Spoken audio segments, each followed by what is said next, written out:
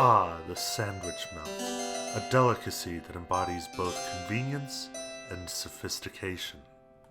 It's a mouth-warming gift to your palate that reminds you that you can eat something with your hands. But wait, how do you make a melt if you don't have a toaster oven? Worry not, for today you shall learn how to make a sandwich melt in the microwave.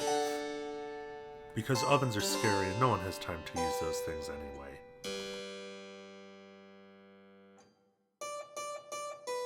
You will need the following to make your sandwich: bread, cheese, deli sliced turkey or chicken, pickle chips, a toaster, and a microwave.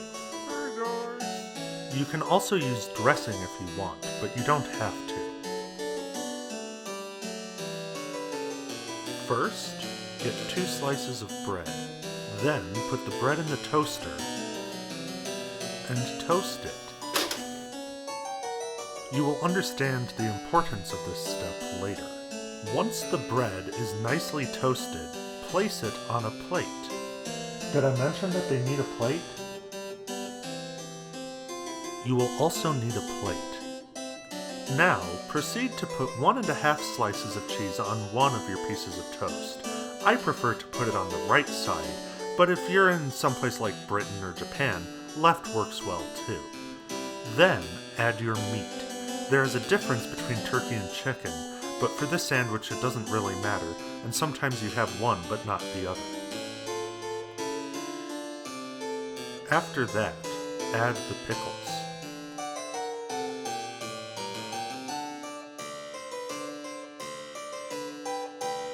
And now this is the point where you can put dressing on your sandwich if you want. However, I do not want to. Finally, top it off with another slice and a half of cheese and put the other piece of toast on top of it. Having cheese on either side will help to ensure that the sandwich sticks together.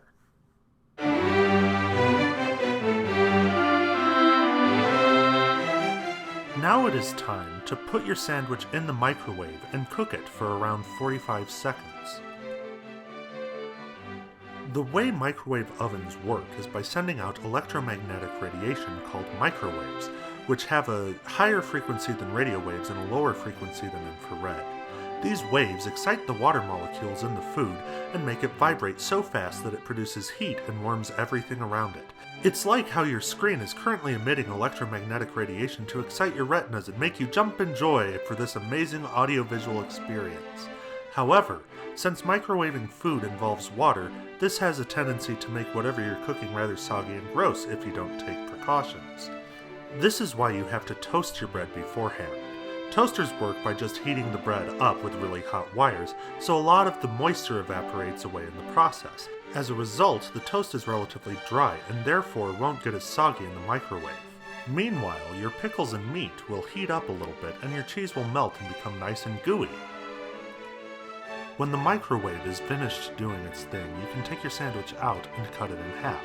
Diagonal is better than vertical, horizontal is barbaric.